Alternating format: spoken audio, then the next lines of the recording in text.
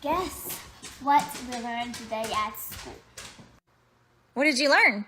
We learned about how the earth went around the sun. Do you want to tell them the truth? Yeah. So first, God set the earth on its foundation. It can never be moved. So how does it go around the sun? Second, God is enthroned above the circle. Yes, it is a circle, but not round like a ball. He's enthroned above the circle of the earth.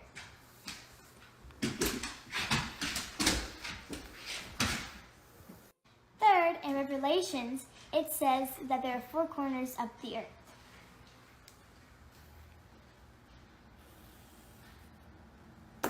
Now, tell me, how can there be four corners of a round ball? Okay, fourth, God created a firmament, split the waters above and below. This is why our rainbows are shaped how they are. And when you hear thunder, it echoes off our firmament. Fifth, in Isaiah, God sits on his throne above the circle of the earth.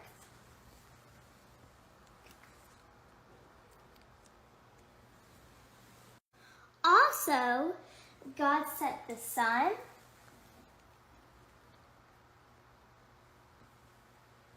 the moon, and the stars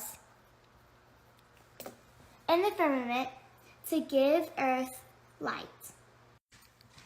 This gives you an idea of what our Earth actually looks like. We have never gone past the firmament, and let me tell you this. NASA in Hebrew means to deceive. All this was about was question everything. Oh, and I need to add that the moon and sun move around inside of our firmament. Airline pilots literally have to pretend that the earth is not flat to keep their job. Can we please stop with the narrative that everything is okay? Because it's not. In the beginning, God created the heaven and the earth was without form and void, and darkness was upon the face of the deep. And when the Spirit moved upon the face of the waters, and God said, "Let there be a firmament," rakia, pounded out hard. Ezekiel calls it the hard, pounded out, terrible stone of the sky. And God made the firmament and divided the waters which were under the firmament from the waters which were above the firmament. And God said, "Let there be lights in the firmament of the heaven to divide the day from the night, and let them be for signs and for seasons." Talking about all the lights of the sky, the luminary, the sun, moon, and stars. This is a great illustration. Guys, this is high altitude, long endurance, or HAIL planes that NASA uses.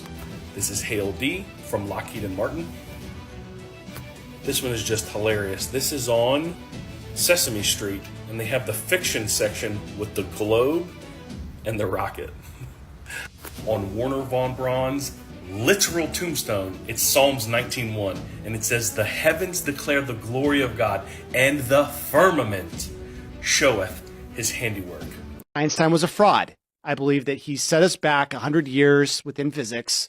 You actually think that? Oh yeah. I mean, nothing like general relativity has so many holes. At this point, it's just an overfitted model that, and the media doesn't talk about all the failures of general relativity. I think that this whole thing that everything's like this cult of bumping particles is absolutely insane. I think that there's like a medium out there, you know, like when they talk about, vacuum energy, right? Like 0 point energy. 0 point, yeah. What are they talking about? They're talking about the ether, right? There's a pressure medium. It's dense, seems kind of inelastic and it's vibrating, and you can actually pull that energy out of the vibrating medium, but don't call it the ether because we've already proven that the ether doesn't exist. So they have to like come up with all these different names like vacuum energy and da-da-da. So all of the thousands of astronauts for 60 years are lying. Well, according to astronomy.com, only 667 people have journeyed to an altitude of 50 miles, which is nothing. That's not space. 24 have been to the moon and 12 has actually walked on it. Here's something I want you just to think about, okay? Without judgment, just think about this. The moon is 238,000 miles away, right? Have you heard of something called the Van Allen belt? It's a zone of energetic charged particles, most of which originate from the solar wind, okay? This is a belt that is around. This is in between us and the moon. So it goes us, the Van Allen belt, and the moon. The Van Allen belt starts at about 400 miles and goes to 36,000 miles. This is pretty close, way more close compared to the moon. Do you know how hot it gets at this level? Okay, the regions in the Van Allen belt go from 2,000 to 20,000 Kelvin. Well, what's Kelvin? 2,000 Kelvin equals 3,100 degrees. 20,000 Kelvin equals 35,000 degrees. 35,000 degrees Fahrenheit. Are you still with me? The Eagle lunar module used in the Apollo program was built mostly and completely of aluminum. So you're telling me that the aluminum in the ship alone can stand the 35,000 degree temperature, when the space shuttle thermal protection system can only withstand 3,000 degrees. Okay, so the lowest number in the Van Allen belt will melt the thermal protection system. So you're telling me that this shuttle was able to traverse 30,000 miles of temperatures up to 35,000 degrees and still be able to make it to the moon, which is still over 200,000 miles away. The entry orbiter itself is made of reinforced carbon. Reinforced carbon melts at 3,600 degrees. Its boiling point is at 4,200 degrees, and the Van Allen belt reaches 35,000 degrees. So they would have to go through a radiation belt that would melt them, yet they had somehow a way to make it to the moon, and then were able to transmit a viable signal through this Van Allen belt that's 30,000 miles wide with temperatures up to 35,000 degrees. And you're telling me back in 1960, we could watch that television live without any interruption? And here I am losing my signal every time a plane flies over me. Oh, but it's because they have the satellites in space, right? So in 1960, they had the satellite that could beam through the Van Allen belt, which is at 600 miles up. Yet the moon, which is another 200 and something thousand miles away, the ship was able to make it through 35,000 degrees of temperature when its boiling point, just for the carbon within it, is only 4,200 degrees. You're telling me that these thousands of astronauts went and then lied. Actually, no, 24 went to the moon and only 12 walked on it. Do you know how easy it is to control 24 people? Especially when you have a lot of money to do it. Yeah. We totally went to the moon. Totally. Go ahead and think on what I said without any judgment in your mind, and you tell me how the ship of NASA's just survived a 35,000 degree Van Allen belt. There is no getting through Allen. None. There's no getting through it. No way. Not even the signal. We did not have the technology back then to get that signal through that Van Allen belt. Plain and simple. Go back to NASA and ask them to explain that one to you. Some would say that this is Stanley Kubrick's official confession that he had something to do with the Apollo 11 mission, but is there any other evidence out there that he was involved? Well, this is Stanley being approached by NASA officials sometime before the Apollo missions and after 2001: A Space Odyssey, one of Stanley's films that NASA officials were interested in, and they were interested in his models that he had made. And that's where a lot of the speculation came from, that Stanley Kubrick had something to do with these supposed models that were made, which raises enough questions. But what about this? This is a special lens by Carl Zeiss that only Stanley Kubrick, Carl Zeiss, and NASA even have the privilege of owning, and wouldn't you know it, they were used in the Apollo missions. And a lot of people ask, where's all the original Apollo moon mission data? Well, it first went through the hands of a man named John Knoll, which is the creator of Photoshop. So all the Apollo moon missions were re-released after they went through the hands of arguably the world's greatest animator. And NASA's no stranger to being affiliated with the world's greatest animator, because here is Wernher von Braun, the Yahtzee scientist that was brought over to NASA from Operation Paperclip, hanging out with the world's greatest animator at the time, Walt Disney. King of rockets, king of animation, but that's not all. Here's an article on NASA's website called We Are NASA, talking about the junior animator and graphic designer contractor, Reese Patillo. Yeah. one of the greatest animators. We are NASA. We all remember Robert Simmons, the creator of the Blue Marble, but that's old news. Nowadays, we have several stories of astrophysicists turned animator. Yeah. Seems that NASA is just full of professional animation artists. Weird, huh? I'll be honest, I miss the world of practical effects, but now everything just seems so crispy, and it's probably because it had to filter through the hands of the greatest names in digital effects. So before you start falling for all the fake Stanley Kubrick interviews and behind-the-scenes footage, why don't you look at the truth? That Stanley was in fact affiliated with NASA between the time of 2001: Space Odyssey and the moon landing, and their interest was in fact in scale model landers. Now NASA is sending 3 rockets at the eclipse on April 8th. The NASA project is called Atmospheric Perturbations Around the Eclipse Path, or APEP. APEP is the name of an Egyptian serpent deity that eats the sun to embody chaos. APEP is also called Apophis, which is what the word apophenia comes from. Apophenia is considered the first stage in schizophrenia, when everything around you starts becoming synchronistic, like this whole eclipse. So is this a ritual? All these synchronicities? A ritual causing mass psychosis? There are tons of coincidences surrounding this eclipse, like the 7 cities it's crossing named Salem and Nineveh, or Corpus Christi, the body of Christ, or the cicadas that will come out of the ground that day, or the New Madrid seismic zone being the same as the path of totality. Sending a rocket to the moon is really just like a large-scale sex magic ritual based on Osiris rising. Osiris, an Egyptian deity, was brought back from the dead with an obelisk in a sex magic ritual. A rocket is just like a giant obelisk. The moon is the feminine aspect. So the obelisk to the moon or a rocket to the moon is a sex magic ritual. Ironically, Osiris rose from the dead with an X over his chest, and this eclipse is being called the X eclipse. We know that those in charge need chaos to create order. Orbital chaos, a Latin phrase that means order out of chaos that the Masonic order believes in. I know it's no coincidence that this project that NASA's doing is called APEP, a serpent that eats the sun like the eclipse to embody chaos. Okay, just want to be transparent here on one of the rockets that are going to be shooting up into the sky with the whole NASA Serpent Deity program. Yeah, I know I don't look that evil, but you should see me without the rocket. Got my pitchfork, got horns. Boo! Anyway, I just need to find out from Alexa why we're doing this, because it seems sus. You can shoot rockets up in the sky anytime, but we got to do it on the day of the eclipse. I should get overtime. Alexa, why is NASA shooting rockets on April 8th? From nasa.gov. 3 sounding rockets will be launched during the solar eclipse on April 8th to study how the sudden drop in sunlight affects our upper atmosphere. Really?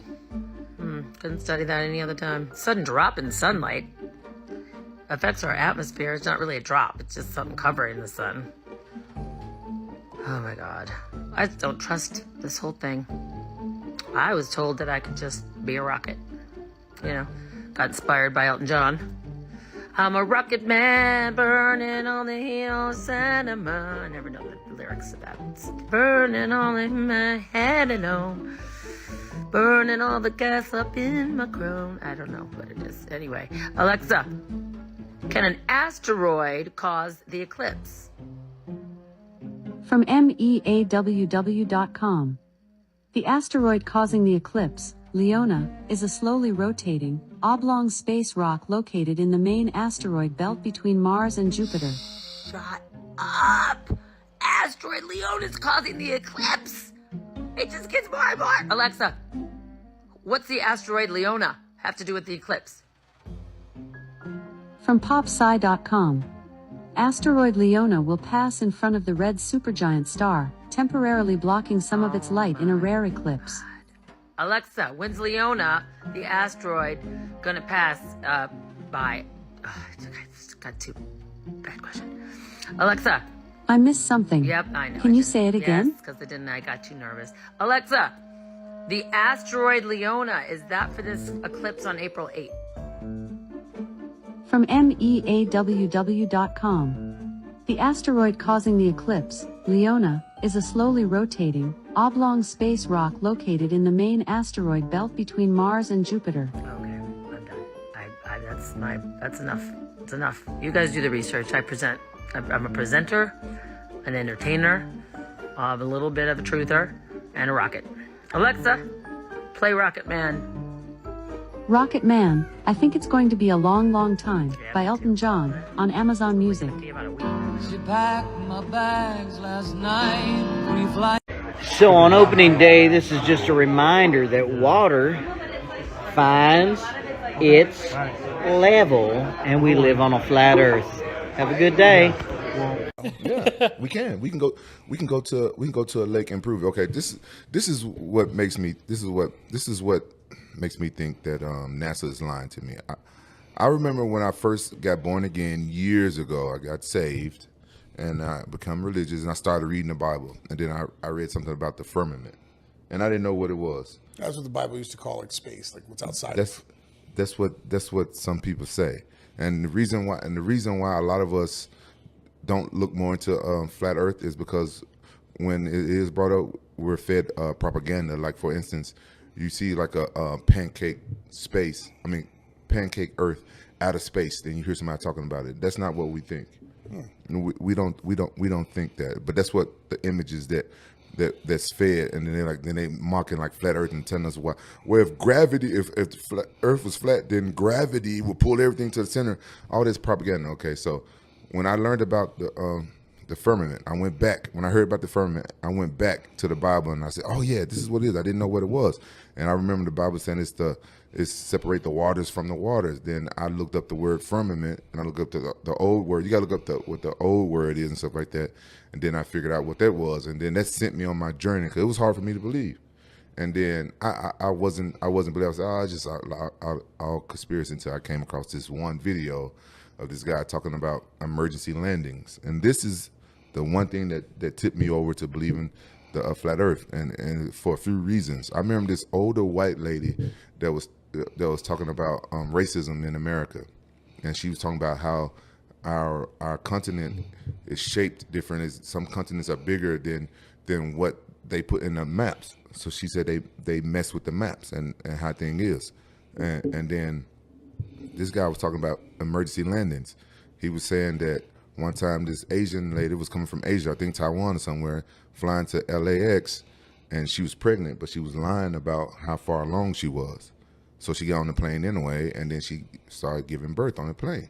So they had to make an emergency landing from Asia to Alaska. And if you pay attention to where Alaska is on the globe, that is not an emergency landing. And then his roommate was like, what's going on? He said, man, I can't figure out how this is an emergency landing when they're coming from Asia going to LA, and they stopped in Alaska all the way over here. Like, why? How is that an emergency? Why did they stop there? And then he said, oh, that makes perfect sense on a flat Earth map. Then he pulled up a scientific, real flat Earth map from 1800. The guy was like, what is flat Earth map? He said, the United Nations logo. They use it. They throwing it in our face. The map that we use is wrong. It's different. They changed it. This is the actual map, and you can look up in the encyclopedias. You can go and check one out. The library. It's a map it says like it's proven.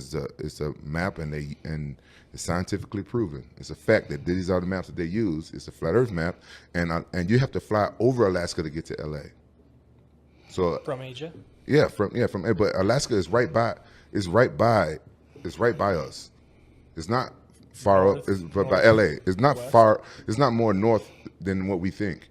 So like we've been lied to. So that is an emergency landing. Then I started looking to other emergency landings, and I started looking to like layovers and stuff like that. And a lot of stuff didn't make sense. Why they would fly all the way up here to change, then like the flat Earth map is totally different. Then once you kind of look into the flat Earth map, and then and when you fly across the world, and like the layouts and where to stop and stuff, then it kind of make sense. The flat Earth, and that's what took me over the edge, was that the emergency landings thing. The flat Earth map dates back over 1,000 years. This map is credited to being created by a Persian astronomer. His name was Al-Biruni, and he lived between 973 AD to 1048 AD. It's the official map of the United Nations and also the United States Geological Survey. It used to be present in many places before the creation of NASA and the Antarctic Treaty in 1959. Here you see it with Admiral Byrd. This map has been restored by Dmitry from Russia with suggestions of mine, Idialenkar. Known by my YouTube channel Flat Earth Banjo, I asked Dmitry to include the Bermuda Triangle and Point Nemo, a place deep in the Pacific where NASA buries rockets. Then Robert Tozzi, a professional mapmaker, came along and enhanced the map even more. There are many people now selling this map online, but if you could order it from my online store, I would greatly appreciate it. Visit my online store now and order one of the items. I humbly thank you.